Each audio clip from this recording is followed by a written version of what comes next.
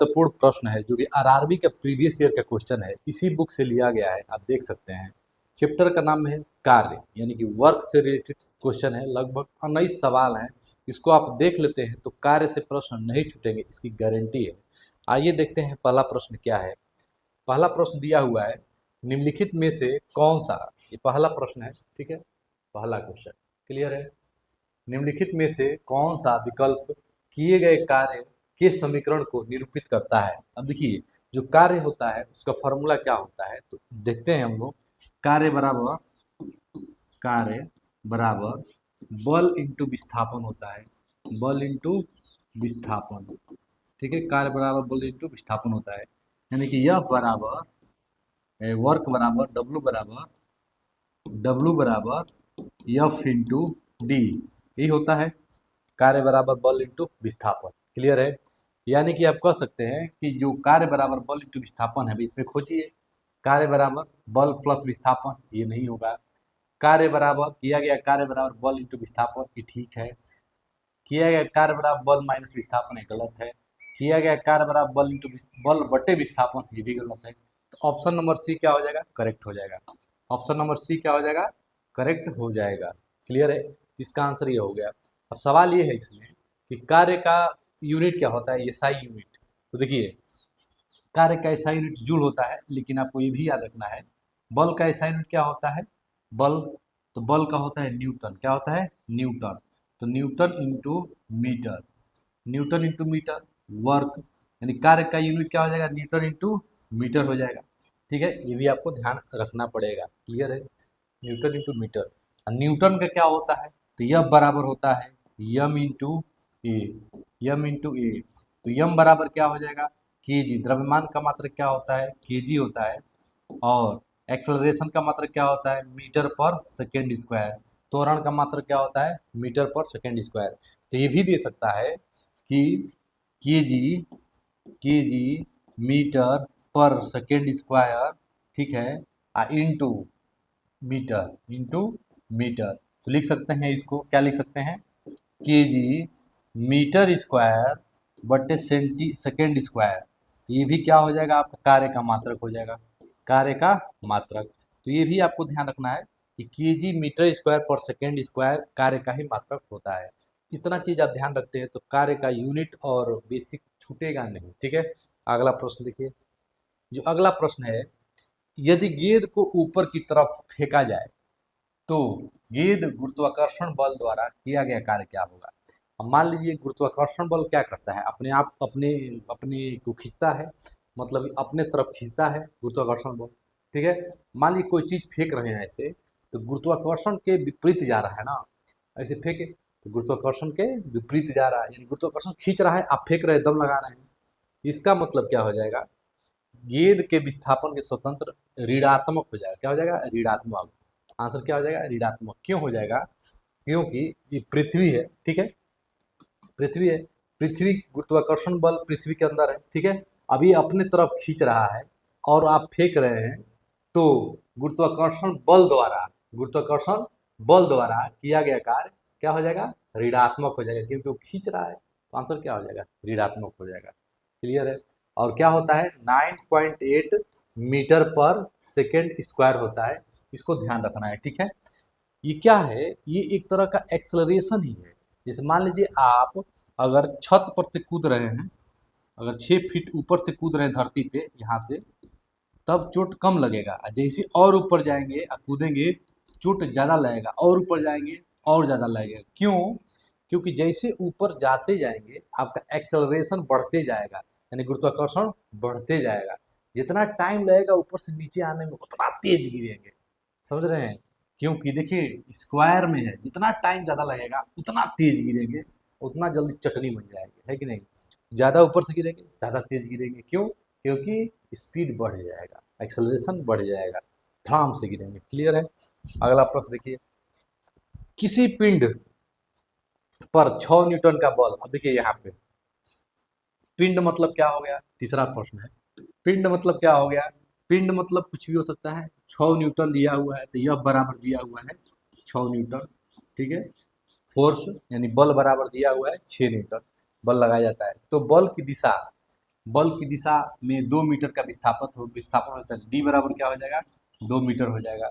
तो किया गया कार्य क्या होगा, तो बताइए एफ, डब्लू बराबर क्या होता है, डब्लू बराबर होता है, डब्लू बराबर होता है एफ इंटू डी होता है। तो एफ की जगह पे क्या दिया हुआ है, 6 दिया हुआ है, और डी की जगह पे क्या हो जाएगा, 2।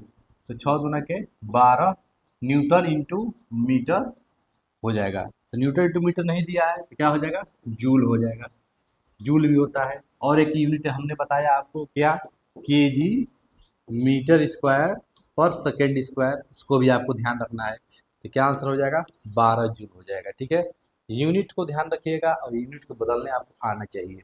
मान लीजिए यूनिट बदलने नहीं आ रहा है तो परेशानी हो सकता है। ठीक है, अगला प्रश्न, चौथा नंबर सवाल क्या है, ऋणात्मक किए गए कार्य के संबंध में निम्नलिखित में से कौन सा कथन सही है। ठीक है, अब बताइए ऋणात्मक किए गए कार्य, ऋणात्मक कार्य कब होगा, जब गुरुत्वाकर्षण के विरोध में कार्य होगा, चाहे डिस्प्लेसमेंट निगेटिव होगा, इसके वजह से होगा। क्लियर है, जब बल विस्थापन की दिशा में विपरीत कार्य करता है तो किया गया कार्य ऋणात्मक होता है। जब बल विस्थापन के लंबवत कार्य होता है तो किया गया कार्य, नहीं ऐसा नहीं, लंबवत होगा तो क्या होगा, 0 होगा। ठीक है, किया गया कार्य ऋणात्मक नहीं हो सकता है, होता है भाई, ये भी गलत हो गया। जब बल और विस्थापन एक ही दिशा में हो, जब बल और विस्थापन एक ही दिशा में हो तो किया गया कार्य ऋणात्मक नहीं। जब बल इधर लगा रहे हैं और इधर ही जा रहा है तो ये कार्य क्या हो गया, धनात्मक हो गया। क्या हो गया, यहाँ धनात्मक होगा, धनात्मक। ठीक है, एक ही ऑप्शन बचा जो कि ऑप्शन नंबर ए है, वो क्या कह रहा है, जब बल विस्थापन की दिशा के विपरीत, यानी कि बल ऐसे लगा रहे हैं, ठीक है, अब वस्तु ऐसे जा रही है, विस्थापन की दिशा के इधर ना जाके इधर जा रहा है, विपरीत कार्य कर रहा है, उसको उसके द्वारा किया गया कार्य क्या हो जाएगा, ऋणात्मक यानी कि निगेटिव हो जाता है। चारों ऑप्शन को पढ़ेंगे और समझेंगे ताकि आने वाला समय में जो प्रश्न बने वो हो सके, क्योंकि 2025 का पूछा हुआ प्रश्न है सब। ठीक है, 2025 में ये आरआरबी के द्वारा पूछा हुआ प्रश्न है। क्लियर, पढ़िए सवाल को पहले, जब 50 केजी द्रव्यमान की वस्तु को क्षैतिज के अनुदिश एक बिंदु तक ले जाया जाता है तो वस्तु पर गुरुत्वाकर्षण बल द्वारा किया गया कार्य कितना है, और जी का मान 10 दिया हुआ है, 10 मीटर पर सेकेंड स्क्वायर दिया हुआ है। ठीक है, तो देखिए ऐसे प्रश्न को क्या करते हैं, आसानी से लगाते हैं। सबसे पहले क्या दिया है, यम बराबर दिया है 50 केजी, कितना दिया है, 50 केजी दिया है। ठीक है, और जी बराबर दिया है आपको 10 मीटर पर सेकेंड स्क्वायर। और एक चीज जो बोला है वो क्या बोला है, गुरुत्वाकर्षण बल के द्वारा किया गया कार्य। और गुरुत्वाकर्षण बल कार्य कब करता है, जब जब वस्तु क्या हो, लंबवत हो, क्या हो, लंबवत हो, लंबवत। ठीक है, जब वस्तु लंबवत हो तब गुरुत्वाकर्षण बल कार्य करता है। अब यहाँ पे क्षैतिज है तो क्या होगा, 0 हो जाएगा। तो आंसर क्या हो जाएगा, 0। गुरुत्वाकर्षण बल क्षैतिज पे नहीं काम करता है, लंबवत पे काम करता है, उसको ध्यान रखना है। क्लियर है, तो आंसर क्या हो जाएगा, 0 हो जाएगा।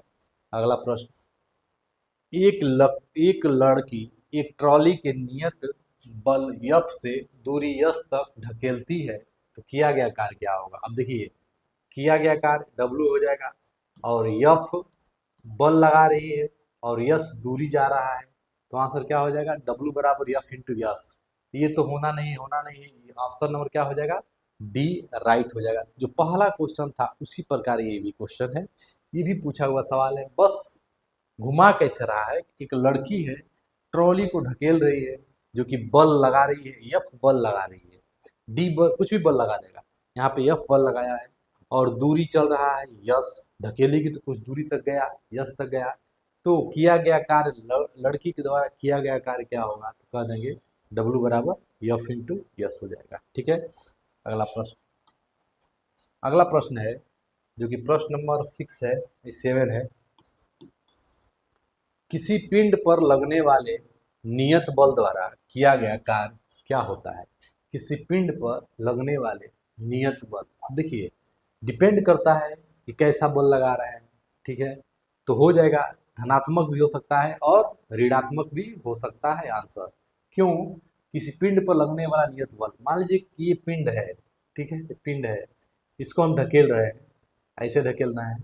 ठीक, अगर ये आगे जाएगा तो धनात्मक बल हो जाएगा, अगर ये थोड़ा पीछे आएगा, कितना ढकल में पीछे आ रहा है तो ऋणात्मक हो जाएगा। तो डिपेंड करेगा कि जा कहाँ रहा है। तो ये आंसर इसका हो जाएगा या तो धनात्मक होगा या तो ऋणात्मक होगा, सिंपल। अगला प्रश्न नंबर 8 क्या है? एक किताब मेज पर पड़ी हुई है। एक किताब है, मान लीजिए इमेज है, क्या है? मेज है, ठीक है, ये मेज है। इस पे एक बुक रखा हुआ है।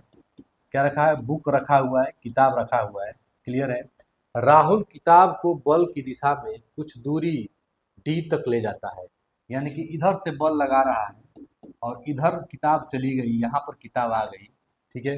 तो किया गया कार्य क्या होगा? अब देखिए, बल लगा रहा है तो किताब आगे चला गया।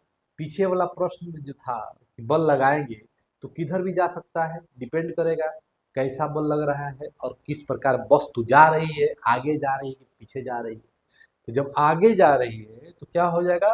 धनात्मक हो जाएगा। तो आंसर क्या हो जाएगा? धनात्मक। क्लियर है? अगर कहता कि वस्तु मेज पर रखी हुई है तो कार्य क्या होगा? तो रखी हुई है तो कार्य जीरो हो जाएगा, क्योंकि वस्तु तो हिला नहीं। जब तक हिलेगा नहीं, विस्थापन होगा नहीं, तब तक कोई कार्य नहीं होता है। कार्य तभी होता है जब वस्तु एक स्थान से दूसरे स्थान तक चली जाती है, तब जाके कार्य होता है, ऐसे कार्य नहीं होता है। ठीक है? कार्य तभी कहा जाएगा। मान लीजिए आप गए कहीं पढ़ने गए, वहां से पढ़ कर आ गए, तो आपका डिस्टेंस क्या हो गया? डिस्प्लेसमेंट क्या हो गया? जीरो हो गया। आप घर से गए, आप खूब घूम घूम के घर में आ गए, अब पूछा जाएगा आपका वर्ग क्या है, तो हो जाएगा जीरो। क्यों? क्योंकि जो डिस्प्लेसमेंट है वो जीरो हो गया, और बल कितना भी लगा है, अगर वो नहीं हिला वस्तु, तो कार्य क्या होगा? जीरो होगा। ठीक है? एक व्यक्ति के द्वारा दीवार पर लगाया गया कार्य जीरो होता है। अगर दीवार ढह गया तो भाई बहुत कार्य हो गया, विस्थापन ना हो गया, लेकिन दीवार ढहेगा नहीं एक व्यक्ति के द्वारा, लेकिन बुलडोजर मंगाना पड़ेगा। निम्नलिखित में से क्या किसी वस्तु पर एक बल द्वारा किए गए कार्य को बढ़ा सकता है? निम्नलिखित में से क्या किसी वस्तु पर एक बल द्वारा किए गए कार्य को बढ़ा सकता है द्रव्यमान को कम करके? अब देखिए, अब W बराबर क्या होता है? F इंटू डी होता है। अब पूछ रहा है कि क्या वस्तु पर बल द्वारा किया गया कार्य को बढ़ाया जा सकता है। अब देखिए, विस्थापन को कम करके, विस्थापन कम करेंगे तो दिक्कत है नहीं, विस्थापन को बढ़ाना, यानी विस्थापन बढ़ा देंगे तो किया गया कार्य बढ़ जाएगा। ठीक है? यही आंसर सही है। द्रव्यमान को कम करना, द्रव्यमान को कम करेंगे तो वर्क कम हो जाएगा, क्योंकि F बराबर ma होता है। F बराबर क्या होता है? m इंटू ए होता है। जैसे कम होगा वर्क कम हो जाएगा। यह बराबर ma होता है। ठीक है? पता है। डी, डी का कहानी देखिए, डी बढ़ाएंगे तो क्या होगा? कार्य भी बढ़ेगा। तो क्या हो जाएगा? W directly proportional to D होता है। जैसे डी बढ़ेगा कार्य बढ़ेगा। ऑप्शन नंबर क्या हो जाएगा? डी आर करेक्ट हो जाएगा। ठीक है? मजेदार सवाल है। समान वेग से गतिमान है और गाड़ी को रोकने के लिए विपरीत दिशा में आमंदन बल लगाया गया है, तो बल द्वारा किया गया कार्य क्या होगा? ये पूछा हुआ है। ठीक है? तो बल द्वारा किया गया कार्य क्या हो जाएगा? ऋणात्मक हो जाएगा। क्या हो जाएगा? ऋणात्मक। क्योंकि आमंदन का मतलब क्या हो रहा है? कि आमंदन का मतलब होता है एक्सेलरेशन नहीं, एक्सेलरेट कम करना। इसे जब कम करेंगे तो स्पीड कम होगा, डिस्टेंस कम होगा, यानी कि निगेटिव हो जाएगा। ठीक है? अगला अगला प्रश्न है, किसी वस्तु पर एक नियत बल F लगाया जाता है। F लगाया जाता है यदि वस्तु को बल द्वारा किया गया कार्य धनात्मक होगा। कब धनात्मक होगा? जब वस्तु की दिशा विपरीत दिशा में विस्थापित हो। नहीं, जब वस्तु की दिशा विस्थापित हो सकती दिशा में, बल की दिशा में विस्थापित हो, तब क्या होगा? धनात्मक होगा। सिंपल प्रश्न है। यदि किसी पिंड पर 2 न्यूटन का नियत बल इस प्रकार लगाया जाए कि लगाए गए बल की दिशा में पिंड का विस्थापन शून्य हो, तो बल द्वारा किया गया कार्य क्या होगा? बताइए, विस्थापन शून्य है तो कार्य क्या होगा? शून्य होगा, क्योंकि W बराबर क्या होता है? F into D. अगर डी ही शून्य बन गया, कितनों बल लगाया है? कितनों बल लगाया है? 11,000 लगाए, 12,000 लगाए, आंसर क्या होगा? शून्य ही होगा। ठीक है? अगला प्रश्न, एक पिंड पर 10 न्यूटन का नियत बल 2 मीटर तक विस्थापित होता है, तो किया गया कार्य क्या होगा? W बराबर F इंटू डी। तो F बराबर दिया है 10 इंटू 2, आंसर कितना हो जाएगा? 20 जूल। अब सब बता दिए, कोई मतलब नहीं है। निम्नलिखित में से किस स्थिति में किए गए कार्य को ऋणात्मक माना जाता है? किए गए कार्य को ऋणात्मक तब माना जाता है जब बल विस्थापन की दिशा में विपरीत हो ना। ये तो सही बात है, अगर दिशा में होगा तो ये धनात्मक हो जाएगा। ठीक है, बल की विस्थापन की दिशा में लंबवत हो ना। बल की दिशा, जब बल विस्थापन की दिशा में हो, जब बल विस्थापन की दिशा में विपरीत हो, हाँ विस्थापन विपरीत हो ना, तो विपरीत हो, विस्थापन जब विपरीत रहे तो यही आंसर सही है। ठीक है, दिशा में है तो ये धनात्मक होगा। ठीक है, पढ़ने में दिक्कत हो गया, विपरीत हो यही हो जाएगा ऑप्शन नंबर ए। किस पिंड का विस्थापन उस दिशा के लंबवत होता है जिसमें बल लगाया जाता है, इस स्थिति में किया गया कार्य क्या होगा। किस पिंड की विस्थापन उस दिशा के लंबवत होता है जिसे बल लगाया जाता है। अब लंबवत है तो भाई क्या होगा, शून्य होगा, लेकिन ऐसे है तो विस्थापन कहाँ कर रहा है।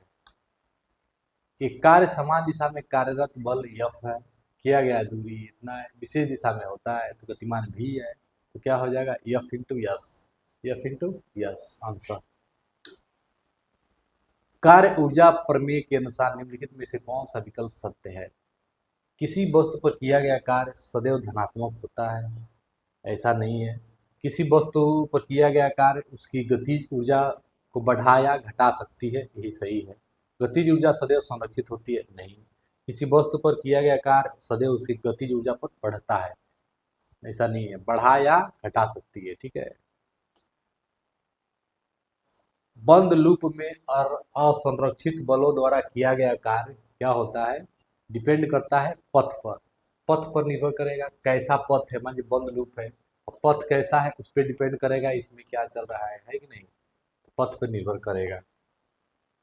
निम्न में से कौन सा अधिक काम कर सकता है, अधिक काम कर सकता है बंदूक की एक चलती हुई गोली। बंदूक की एक चलती हुई गोली अधिक कार्य कर सकता है। कैसा लगा वीडियो जरूर कमेंट करिएगा और नेक्स्ट वीडियो के लिए तैयार रहिएगा। धन्यवाद।